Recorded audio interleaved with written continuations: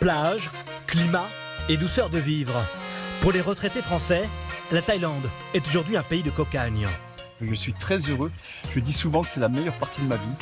Ils sont aujourd'hui des milliers à vivre à 9000 km de la France et à profiter de leur pension au soleil.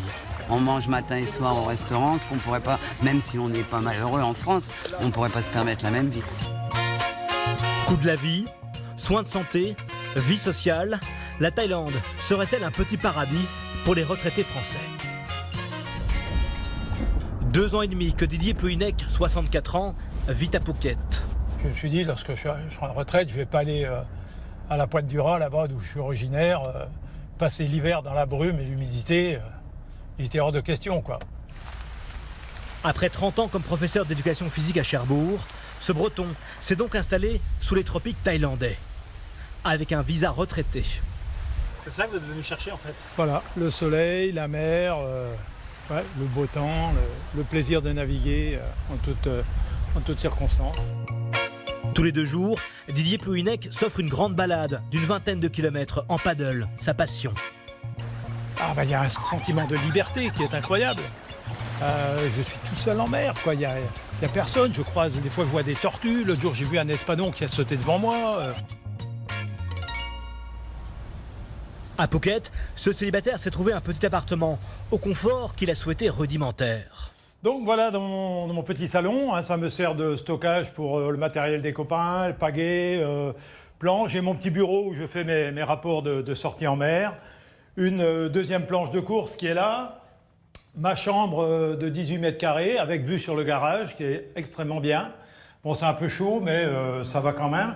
Et ici, ma grande cuisine qui est toute vide.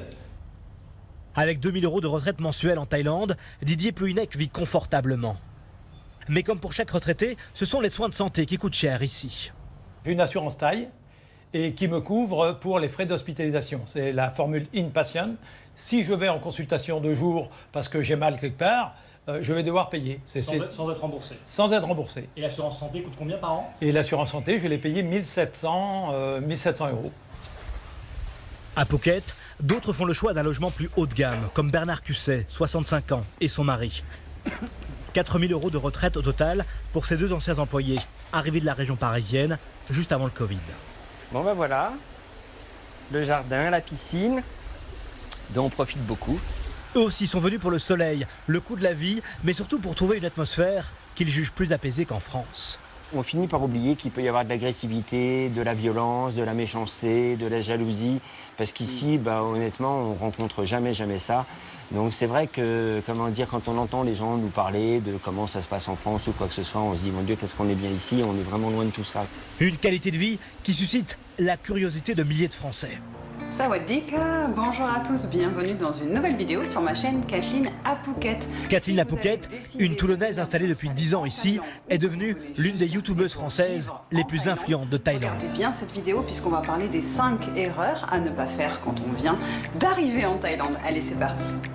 Selon les estimations, 45 000 Français sont installés dans le pays, un chiffre en progression constante depuis 10 ans. Ces expatriés conseillent des milliers de retraités qui souhaitent les rejoindre. Certaines personnes sont prêtes à tout quitter dans leur pays d'origine, vendre la maison, vendre la voiture, se débarrasser de tous leurs biens et venir se dire ici c'est mon Eldorado, c'est ici que ça va bien se passer. On ne sait jamais comment ça va se passer et moi je conseille toujours aux gens de venir un petit peu en repérage, de sentir les choses sur place, de voir les quartiers, de voir les choses en vrai. Et une fois installés, pour s'intégrer socialement, les pensionnés peuvent rejoindre l'une des nombreuses associations de retraités français du pays. Comme ici, l'Amicale française de Pattaya. Jambes tendues devant, on replie les jambes et on passe sur l'arrière et on tend les jambes sur l'arrière. Elle a été créée il y a 5 ans par Jean-François Dossmann, un ancien gendarme de 64 ans, aujourd'hui à la retraite.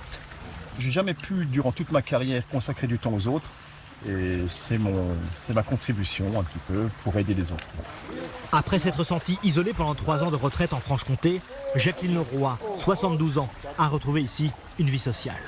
Avec ce que le pays offre, ce que les associations offrent, c'était plus facile d'élargir ses connaissances et ses activités. Vous vous ennuyez plus ici?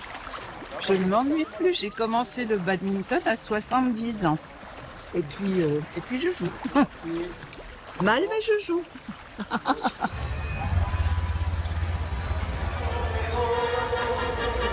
On prétend que les Alsaciennes, filles de l'Est, ont le sang chaud.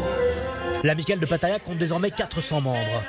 Une nouvelle famille, comme elle la qualifie pour Jacqueline Leroy, qui a laissé derrière elle sa fille et sa petite-fille. Elles sont heureuses de me savoir ici, heureuses, en bonne santé, vivantes. Donc ça, c'est pas un problème. Une retraite heureuse, c'est bien ce qu'ils sont tous venus chercher en Thaïlande. Et beaucoup affirment l'avoir trouvé.